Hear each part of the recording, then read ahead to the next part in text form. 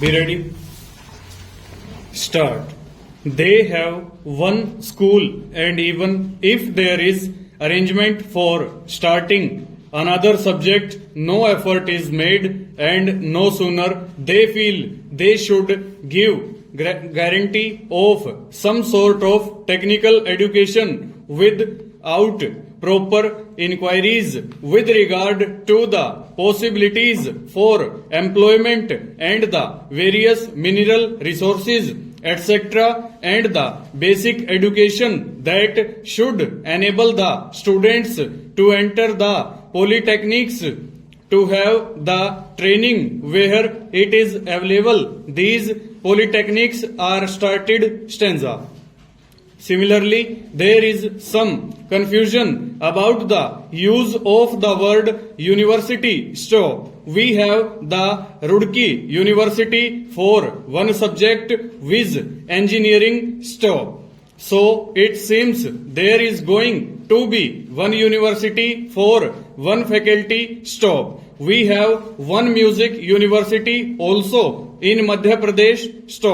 We are going to start, I am told, perhaps a university only for agriculture. So, if these institutes are there, which term seems to be really the appropriate word in place of these one faculty universities? I think the Honorable Minister should take the initiative in determining what should be the exact connotation of these terms.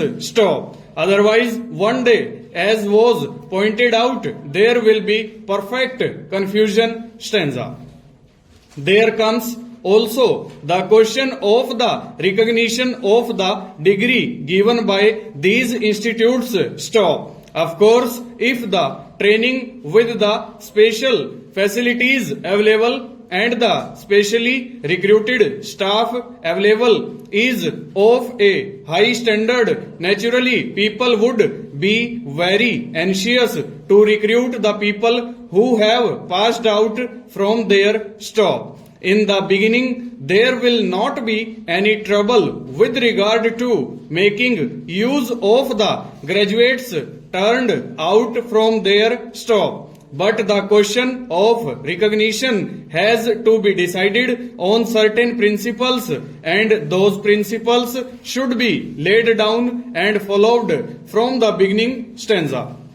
Now, I would like also to mention the question about scholarships. It was pointed out that certain scholarships, especially to the children of the working class, should be given.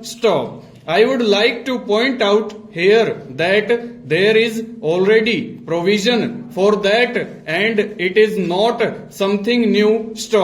What I would like to stress is that scholarships should be in larger numbers. The scholarships do not seem to be adequate for the rising standard of living and the cost of living.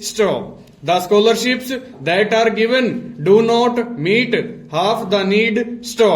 There is yet another matter which the Honorable Minister is the proper person to enquire about, and that is the merit scholarships that are available in different states to students for technical subjects or to other students who pass with very high marks are not given by the states if they read outside the state.